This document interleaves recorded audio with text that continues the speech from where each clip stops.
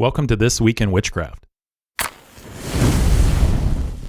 The elements have been conquered with intense heat, and witchcraft has become more cosmopolitan. Can you spot it out in the wild? I'm Dylan Hamilton, and with me are Michael Deerham and Andrew Hudson. Michael has witchcraft that he has pulled out of the wild for us today. Right. So in thinking about what witchcraft is, that it is the demonic appropriation of alternate authority, that it's about trying to establish standards that are deceptive by nature, that are contrary to the standard that God has revealed in His Word and illuminated by His only begotten Son, Jesus Christ. Thinking about how does witchcraft operate as the praxis of paganism, where in paganism there is a despairing oneness to everything, that there's no way to find a point to stand outside of things to get that actual objective truth of the matter, but you're always caught, despairingly so, from within the world. So there is it's pantheistic. Everything is a one big muddled, hideous mess. So where witchcraft is the praxis of paganism, it is always morphing things, changing things, twisting things, perverting things. But this is not seen as evil by those who adhere to paganism, whether it's the neo-pagan constructs that we deal with today in our culture in the West, in the rejection of Christendom, rejection of biblical standards, and so on, or whether it's the paganism of old. I mean, if we look at pagan philosophers that were dealing with their own philosophical quandaries about how does this world work in which we live, the concerns of the philosophers were also about, why are things always in motion? How can anything be real and standardized? And so you have the idealism of Plato, you have the forms of Aristotle, and you have all these efforts to try to get at how does this world work in which we live? But they believed in, the ancient culture believed in the gods. And there was a god over every single little part of the created order that they witnessed. And when earthquakes were going, when volcanoes erupted, or when bad weather was there, or if it was a famine, or a disease broke out, or wars went the wrong way. I mean, they always had these explanations in terms of the gods who were capricious. They were hard to please and hard to control, and you just never knew how it was going to turn out. But the idea that everything was in motion and changing is deeply rooted. So I'm talking about evolution. Evolution is not a new idea, not something that Darwin or those who preceded him came up with. But the idea of everything evolving and changing goes all the way back to the ancient mythologies, wherein you have the ideas of even the Platonic dualism of spirit and matter, wherein there was a sense of devolution from spirit down to matter in terms of moral quality, that the more pure spirit being was, the more right and good and holy and untainted that being was. Though there was matter, this was created by those who were corrupted. And there was a long chain of aeons of spiritual beings who brought about in descending order and descending morality and descending value, brought about the physical realm. But what is this? This is change. This is, in a sense, evolution, even though you see a descending order in that. But this is a progression wherein things are not standardized but changing, and it's chaotic, and who knows what's going to happen. And the stories of how, among the ancients, of how the earth is created has to do always with the gods in chaos fighting one another. There's Babylonian mythology and Egyptian mythology about gods fighting one another and a god dying, and out of the carcass emerges earth. I mean, this is all about chaos. It's all about things that are not planned, not controlled, and just, things happen. And then more things happen, and then more things happen. And there's not a sense of purpose in the beginning. If there was any kind of purpose at the beginning, it was completely erroneous and thwarted. And as you move forward, you just see chaos again and again and again. Well, this is the basic premise of evolution. wherein there was no forethought, there was no real plan, it was chaos, it was accidental, and stuff happened, and then more stuff happened, and then more stuff happened. And even though there was this idea lacing around evolution that things were evolving from lower forms to higher forms, as we've talked about before in the neo-pagan despair, maybe Earth was better off without parasites like humans, destroying Mother Earth and so on and so forth. So it's not so much about, are we really higher life forms or not? The question, the issue, the fundamental aspect of evolution is that there's chaotic change that moves forward, right? So there's not a sense of anything being objectively standardized, set in concrete. These realities don't change. There's not a sense of that. So this is what funds witchcraft, is this evolutionary mindset, this mindset of chaos and change, that things just change and move forward. That's why there's absolutely no moral obligation for a word to maintain its same definition over any course of time. This is why any moral standard doesn't have to stay the same. And in fact, because of evolution being the funding of the entire pagan worldview, this just chaos and change from moving forward, if there's not a moving forward, if there's not a changing of things, then that's when something is wrong. That you're not affirming the fundamental basic doctrines of paganism. Stuff changes. Everything is fungible, right? This happens either in the materialistic worldview of the 1800s and the 1900s, or in the more obviously pantheistic worldview that we're moving into. So everything has to change, and witchcraft is always at work changing definitions, terms, the way these words work together. And think about it.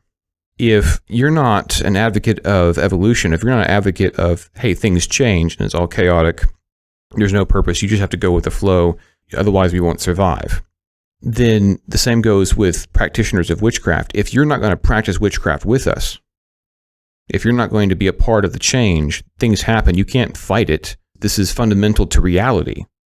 If you're not going to practice witchcraft along with us in all these different changes, obviously you're a heretic and you need to be opposed. Church discipline. Right, and church discipline takes place. But this is why I think sometimes, like, how can you do that? How can you say this man is a woman? Or how can you say that this evil is good? Or how can you invent these new terms that have never been around? How can you live in such a confusing, absurd worldview? And so on and so forth. And there's a lot of misunderstanding there. But what it is there's a consistency, witchcraft being the praxis of paganism, paganism being just the whole worldview brought on by the assumptions, the presuppositions of evolution being the root doctrine. So I'm sitting here thinking about this. In our intro to the show, we talk about how witchcraft has become more cosmopolitan. So it's kind of like the presuppositions have not changed from Plato and Aristotle to now, but they're just wearing different uniforms, right? It's like the same play, but is ran by a different team or a different set of uniforms. And I'm kind of thinking too, if it's the same mistake that the pagans of old make, and I don't think we should be deceived by this narrative that evolution came out of the discipline of science or natural theology. I think evolution comes out of capital T theology. It's actually a set of presuppositions put onto the discipline of science where they're cooking up evolution rather than this deceptive narrative saying, well, we have all this evidence and using the scientific method, we come up with evolutionary theory. But it's actually backwards. It's presuppositions, pagan presuppositions that allow for this type of process thought or progressive change in either creation or theology. Right. Yeah. So once Adam and Eve, go to the tree of the knowledge of good and evil and eat from the tree so that they themselves can make those definitions, that they can define for themselves what is right and what is wrong. Because man is not God. Because we are changing, because we're like flowers in a field that was here one day and is gone the next. When we're trying to define good and evil for ourselves, that's going to be an ever-changing act that from one generation to the next is going to result in chaotic absurdity, rather than, I mean, the alternative to that chaos is one generation telling the next, "Thus saith the Lord." So I'm thinking of the scripture that your sin will be visited on the third and fourth generations. Do we see that in evolution, where we might have had some evolutionary theorists who had a morality that they would find the things that are going on in evolution now repulsive, but it's just the natural ends of what their children and grandchildren, or what they gave to their children and grandchildren? You could look at it like in the natural sciences, a chemist with their reactive agents combining them in a process and yielding a product. That reaction is then fed back in.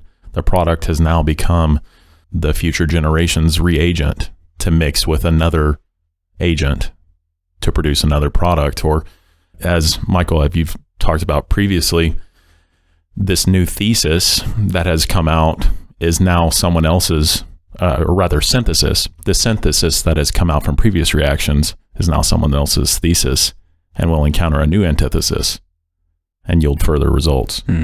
Right. So Hegel's dialectic is based upon this idea of change, this chaos, this change is moving forward. And of course, there's an idealism with Hegel where he thinks we're going to save the world through ideas and purifying ideas through this constant synthesis. But even in the earlier forms of evolution that people are more historically aware of, there is an idea of man being far more active in the role, right, of the physical, of the material evolution going on, and we call that eugenics, right? Yeah. It's a natural result. Yeah. So in eugenics, what are you trying to do with eugenics, where you're actually using... Got to save the species. Got to save the species through the biological process of breeding only certain types of humans and getting rid of the undesirable types of human beings. So the answer to salvation in this chaotic change that we're experiencing is the elimination of undesirable biological specimens, correct? Now, moving forward out of the more materialistic biological mindset to a more spiritual mindset, a more pantheistic than ever mindset, as everything is getting re-infused, re-mythologized, and so on, we're still encountering eugenics today. But it's not a biological eugenics. It's a idealistic eugenics. It's a doctrinal eugenics. It's what we need to do is to cleanse our culture from wrong ideas. People with dangerous ideas. Subhuman. Are subhuman, right? Because their ideas are not part of the change moving forward. They're not practicing witchcraft along with us. And so there's a eugenics that still goes on today, but it's not purely biological, though they can't free themselves entirely from it because they're still using racism and classifications of race to talk about their new eugenics. They're saying whiteness and so on and so forth. Just thinking about synthesis, antithesis, is Hegel the regulative principle for worship, or praxis for paganism? I mean, like it seems like in order to change definitions, that's almost what you have to do, is thesis, antithesis, into synthesis. That's what we're getting when we see people practice witchcraft. And it's like he's laid out the practice in very clear terms. Yeah, so as soon as there is this clear rejection of the Word of God as the standard, and the felt need to have another standard come alongside it and to be emerging, whether through Descartes, whatever philosopher there is. What Hegel did is simply try to identify where things were going how things were progressing. So what he saw was, here's a rejection of the thesis. Let's say that's Christendom, and here's an antithesis. Let's call it pure rationalism. Okay, and then here's the synthesis, and he's identifying the march forward of ideas, and so he's hey, okay, this is what we're gonna do. So he had an idealism.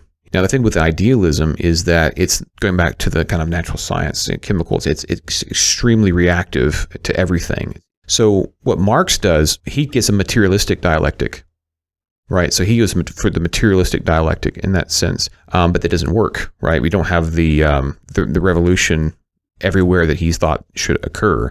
So that's when you have the next movement forward, the next evolution forward with the Frankfurt School, where you have Gramsci and others saying, oh, okay, well, it can't be purely materialistic here. This is going to be a cultural. It's going to be a long march through the institutions, a change of the cultural moving forward. But Hegel is the OG of it all. Right. And it makes sense that Marx, being a materialist, has produced the bloodiest results. Yeah, exactly. So that's a good point. So, a materialistic version of this is going to end up with a lot of death. Yeah. So anyway, back behind it all, we have to recognize that the reason why we see so much witchcraft going on today is because of these fundamental assumptions of evolution. Not necessarily everything's getting better and better, but that everything's changing and it's chaotic without reason. Well, that wraps up the witchcraft section. Let's go on to content that we would suggest. Michael, we'll start with you. Okay, a book by Thomas J. Nettles, By His Grace and For His Glory, subtitle, A Historical, Theological, and Practical Study of the Doctrines of Grace in Baptist Life. And what Tom Nettles does is he goes back to the origins of Baptist life, and he talks about how they got started, the difficulties that they encountered, not being accepted by several of the state churches. And then he talks about particular portraits of important Baptists in historical life. And it's full of interesting stories and important observations, and it's a great read. I would recommend Durable Trades by Rory Groves. It is really about trades which have stood the test of time, surpassing the Industrial Revolution and into the modern age, quote unquote modern age. It also does go into how beneficial it would be for family in that this would either take you out of the home or keep you in the home, or at least be able to have your children doing things with you. So if you are looking for something, a legacy of work to continue on into future generations, this would be a good book for you to review. It would provide a good overview or survey of the landscape. Before we move on to mine, quickly asking you two this question. We'll start with you, Andrew. What trades would you pull out of there for you to either pass down or for you to engage in right now? Do you have like a top 2 or 3? I'm going to put my eggs in the basket of auto mechanic. The current climate is one where knowing how to service vehicles will become just as valuable as the vehicle itself, as people will not be able to keep up because of the treadmill of inflation. The cost of goods and services will continue to increase. Michael, what about you? I would say anything that deals with food. So if you're going to, if you can be a livestock herder of some kind and then be a butcher as well, this is, if you can raise your own food and then raise food for other people, that's going to be a very important skill. Plus, it's something that you can bring alongside your children and involve them in just basic, meaningful chores, showing them the importance of those daily responsibilities.